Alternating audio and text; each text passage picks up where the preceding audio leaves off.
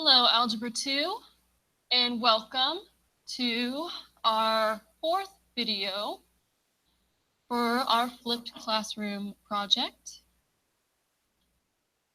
And for just a refresher, from our last video, in our last video, we covered how to take log functions and we learned how to rewrite them as exponential functions. But today, instead of going from logs to exponentials, we're going to go in the opposite direction.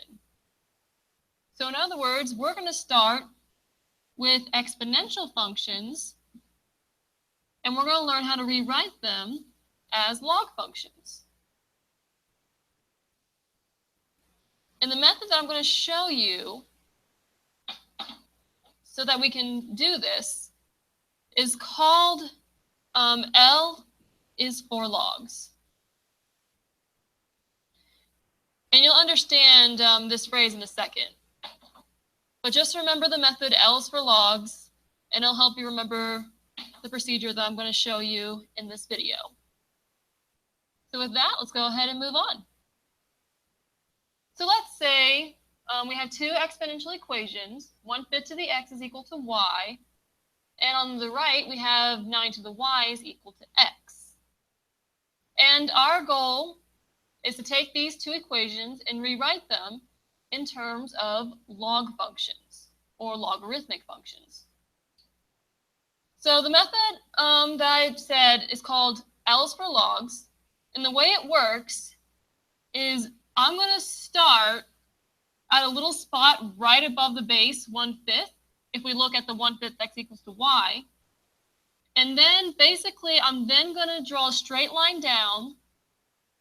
And then I'm going to do a straight line across to the right. So in other words, it looks like that I just made an L straight through my equation. So some of you are probably thinking, oh, okay, I see the L part, but how does the L that I just made help me rewrite this in terms of log? Well, if you remember the phrase L is for logs, basically the thing is, if we look at the L and look at specifically what the L went through, like you see here, the L went through the 1/5, and it also went through the y.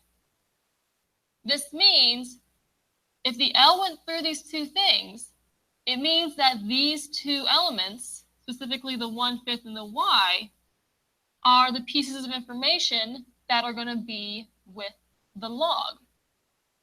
So in other words, let's go ahead and write a log. So now there's two things we need with the log. We need its base, and we need the element in parentheses. And as you can see from our equation up here, the two things that we need are the thing that went through the L. And then here's the order that you want to put them in. Remember when we drew the L, the 1/5 was the first thing that crossed the L. And if it's the first thing that crossed the L, it's the first thing that gets written next to the log down below.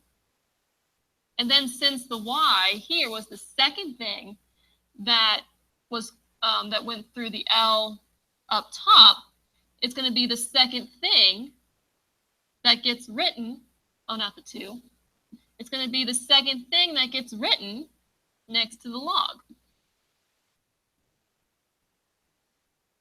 So in other words, when I say L is for logs, it means that whatever goes through the L goes with the log.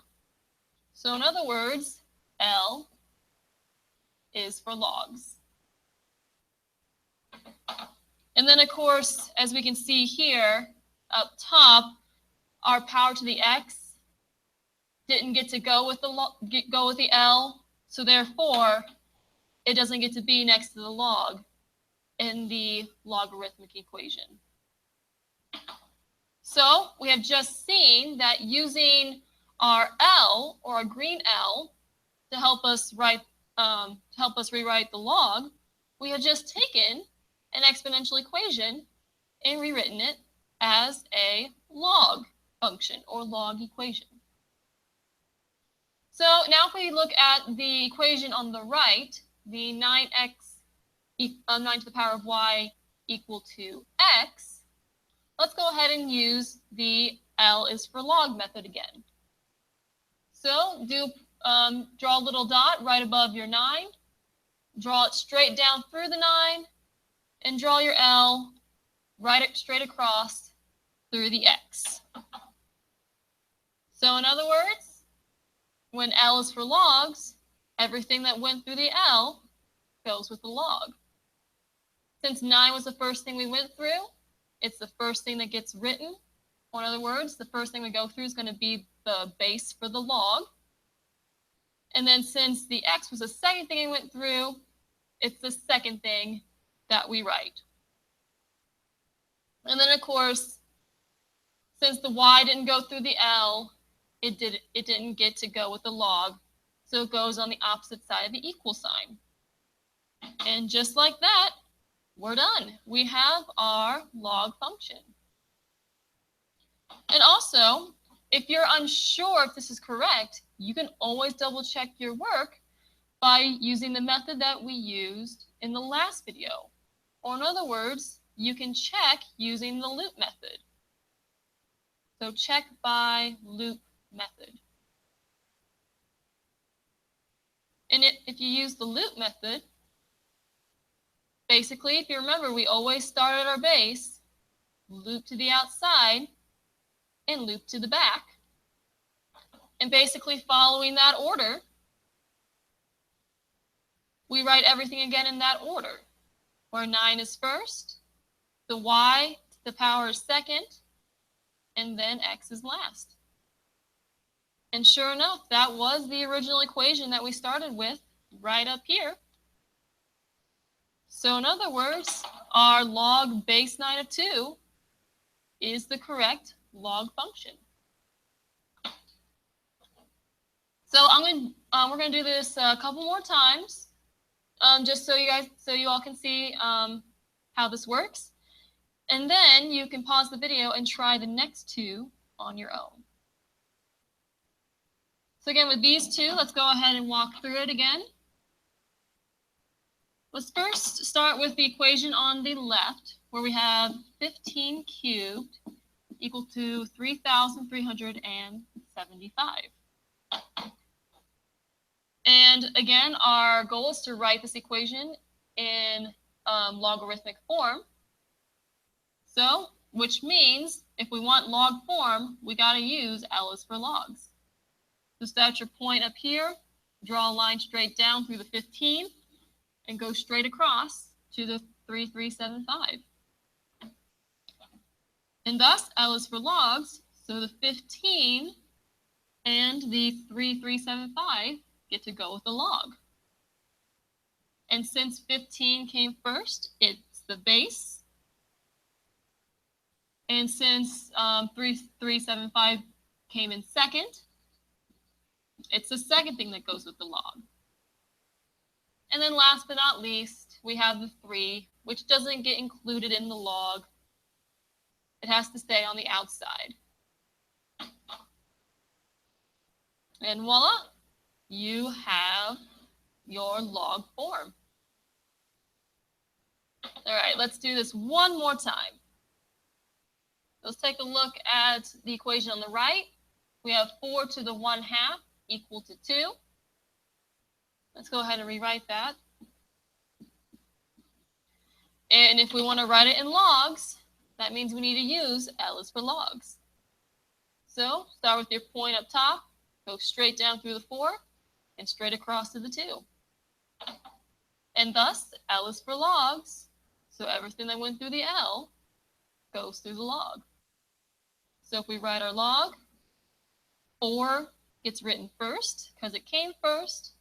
2 gets written second because it came second.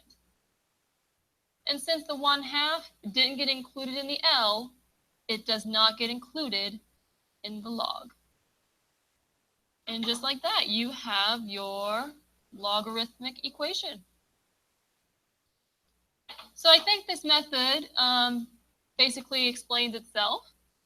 Why don't you guys pause the video, try the next two on your own, and then once you have your two forms, you can go ahead and skip through the video to see if you got the correct answer. And if you didn't get the correct answer, go ahead and watch the rest of the video to see where your mistake was. And with that, go ahead and pause the video, and I'll be right back.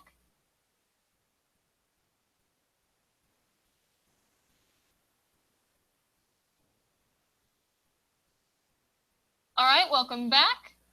By now you should have done these two examples on your own. If you got them correct, good for you. If not, go ahead and watch me go through these two examples to see where your mistake went. So now if we look at the left equation, we have 4 to the third equal to 64. And using L is for logs, well, let's rewrite this as a log function.